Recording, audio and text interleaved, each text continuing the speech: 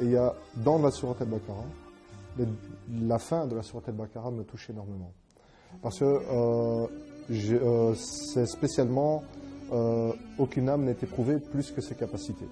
Ce morceau-là, je l'ai vécu parce que j'ai eu un cancer il y a quelques années. Donc j'étais déjà converti, alhamdoulilah, et avec un cheminement qui était mon cheminement, petit à petit. Et puis j'ai eu ce cancer, et ce cancer est la meilleure chose qui me soit arrivée.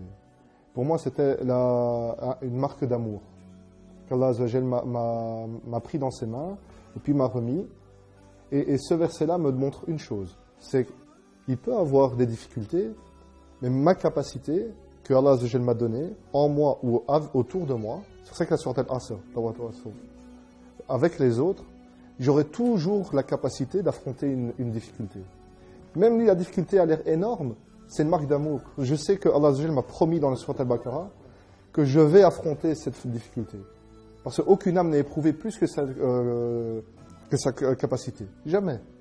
Donc, subhanallah, quoi qu'il arrive, j'aurai la paix. لما قعد مع أصحابه قالوا له أنت بعد ما أسلمت الله سبحانه وتعالى ابتلاك بهذا المرض وتقول إن الله سبحانه وتعالى يحبك شوفوا رد بلال عليهم.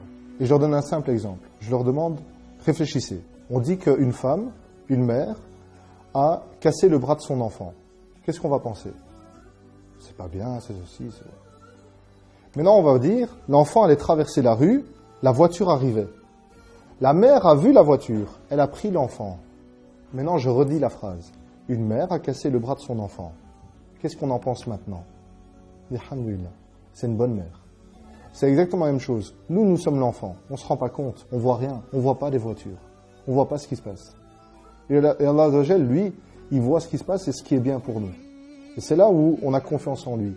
Quoi qu'il se passe, quoi qu'il nous arrive, c'est que c'est un bien pour nous. Et heureux est le croyant, car quand il lui arrive un bien, pour lui c'est un bien, et quand il lui arrive un mal, pour lui c'est un bien.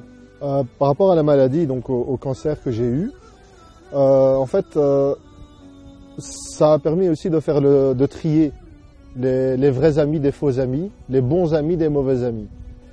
Et donc finalement, ça m'a purifié à l'intérieur de mon corps, ça a purifié, Inch'Allah Azza wa Jal, mon âme, ça a aussi rabaissé mon nefs, et ça a purifié les mauvaises fréquentations de rêve.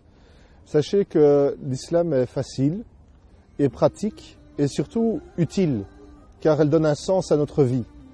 Elle nous explique comment vivre et comment bien vivre. Et l'islam nous rappelle que finalement, si on fait un voyage, l'important, c'est pas le temps qu'on passe dans l'avion, c'est à l'atterrissage. Où veut-on arriver? Veut-on arriver dans un endroit paradisiaque ou veut-on arriver dans un endroit un petit peu difficile? La réponse, elle est là. Notre vie, c'est le passage dans cet avion. Et l'atterrissage, c'est notre mort. Donc ce n'est pas si grave que ça, la mort, car ça nous ouvre réellement la vraie destination. Le pourquoi on a été créé est tout simplement d'adorer celui qui nous a créés. Alors, honnêtement, si vous réfléchissez un tout petit peu, et si vous avez regardé le programme, ouvrez un Coran et lisez-le. Dans votre langue, lisez-le. Et vous verrez l'effet qu'il aura sur vous. Et Dieu seul sait.